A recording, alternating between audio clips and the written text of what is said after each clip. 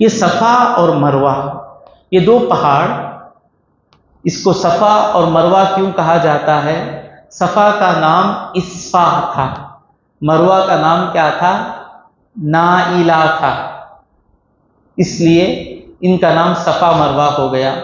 تھوڑے مفسروں نے کہا، قول ضعیف ہے، کہ آدم علیہ السلام کا نام صفی اللہ ہے، تو آدم علیہ السلام کی نسبت صفا پہاڑ سے ہے، تو اس کا نام ہو گیا صفی اللہ سے ہو گیا صفا۔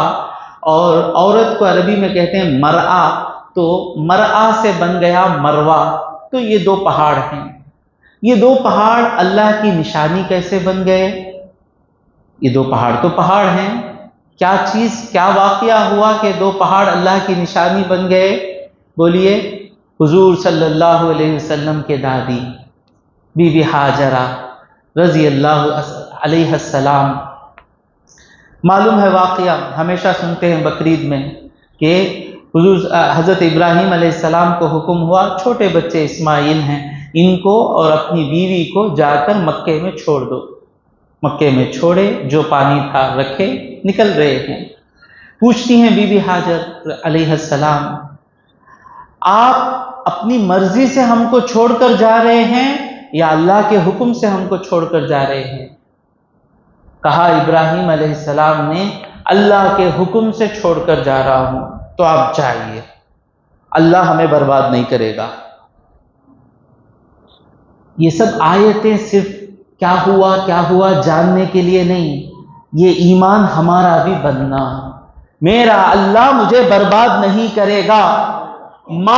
ماں پر جتنا بھروسہ ہے اس سے زیادہ بھروسہ اللہ پر رکھنا، اور اللہ کتنا ہمارا کام بنانے والا ہے۔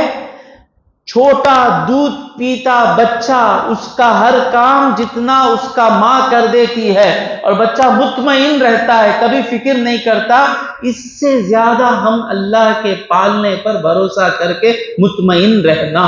یہی اس تفسیر کا مقصد ہے۔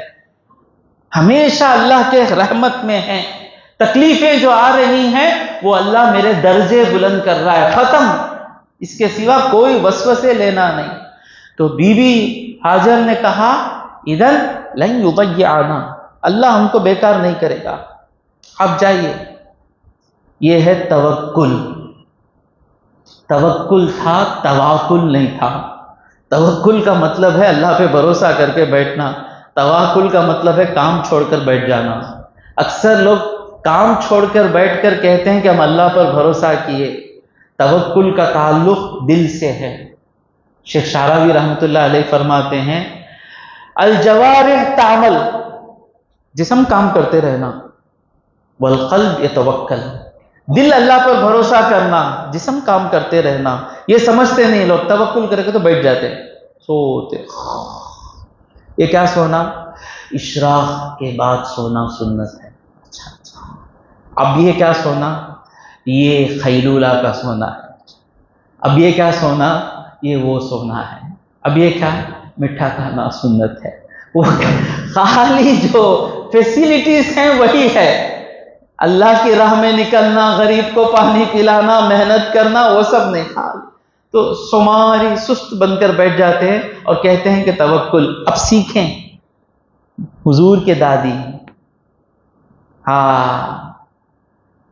تو وہ ہم کو توکل کا درس دے رہی ہیں۔ پانی ختم، جسم میں خطرہ نہیں بچے کو دودھ پلانے کے لیے۔ اب بچہ رو رہا ہے، ہمیں رہے تو کیا کریں گے؟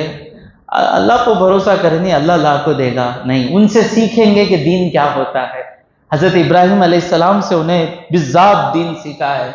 بچہ جب روتا ہے، نہ بور ڈال سکتی ہیں، نہ کوئی چیز ہے کنواں کھود سکتی ہیں، کچھ نہیں کر سکتی، نہ پیسے ہیں، نہ فون ہے کسی کو بلا سکتی ہیں، کر سکتی ہیں تو کیا کر سکتی ہیں؟ اس پہاڑ پر چڑھ کر جھانک سکتی ہیں کہ کوئی مدد کرنے والا آئے گا یا نہیں آئے گا۔ اللہ پر بھروسہ کرتے ہوئے مخلوق سے مدد لینا یہ توکل کا ضد نہیں ہے، یہی اللہ سے مدد لینا ہے۔ دین کو سمجھیں تو کر کیا سکتی ہیں؟ پہاڑ پر چڑھ کر جھانک سکتی ہیں کہ کوئی ہے کیا پانی لانے والا، تو اللہ پر بھروسہ کر کر بیٹھی نہیں، اللہ پر بھروسہ کرتے ہوئے خود کتنا کر سکتی ہیں وہ کرتی ہیں۔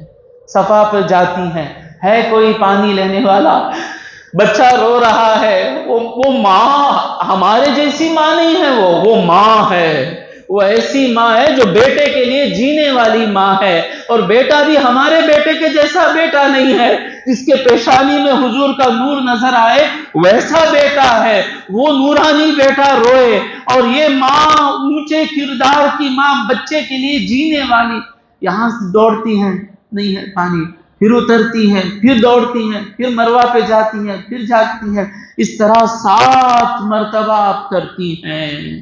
تو اللہ نے ہم سب میں ایک ایک کے لیے اللہ نے ایک مقام مقرر کر رکھا ہے۔ تو بیوی ہاجرہ کا ایک مقام ہے، قیامت تک لوگ ان کو یاد کریں گے۔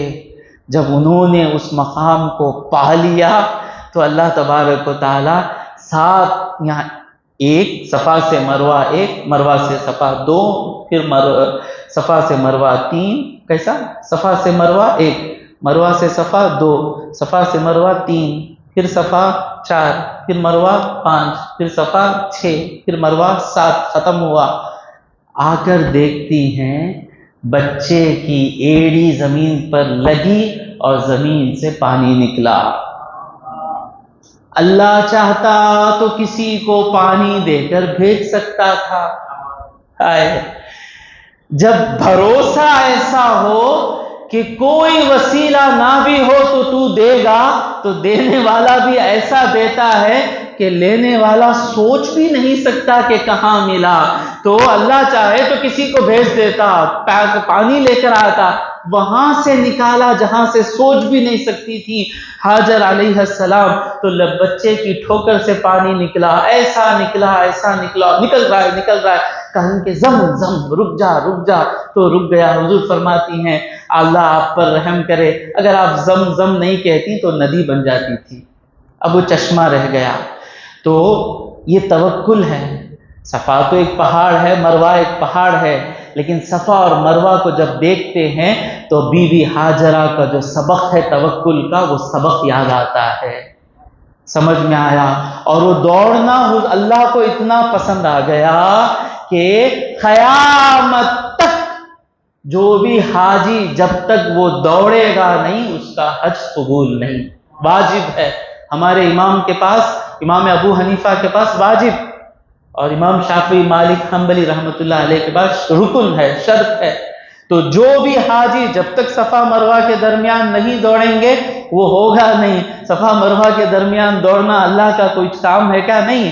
بی بی ہاجر کا دوڑنا اللہ کو اتنا پسند آ گیا، ہر مومن یہاں تک کہ محمد الرسول اللہ صلی اللہ علیہ وسلم بھی اس ادا کو کرتے ہیں۔